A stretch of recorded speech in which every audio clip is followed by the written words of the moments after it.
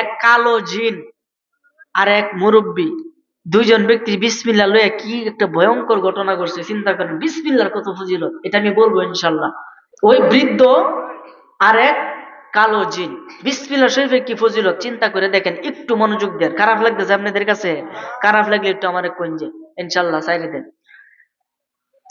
একবার নবীর সাহাবী উমর ইবনুল খাত্তাব রাদিয়াল্লাহু তাআলা আনহু, যে উমরের নাম শুনলে শয়তান, যে রাস্তাতে উমর আইতে গেছে এই রাস্তায় শয়তান 40 দিন লাগাতে আইতে গেছে। সুবহানাল্লাহ। তো কেমন উমর, যে উমর নবীজি যখন ইন্তেকাল করছে, পর্দা করছে, সে বাইরে হয়ে আইছে, যে ব্যক্তি বলবে নবীজি মারা গেছে তার কাল্লা দুই ভাগ করে দিলাম। সুবহানাল্লাহ কইনা? তাহলে নবীজি মারা গেছে না?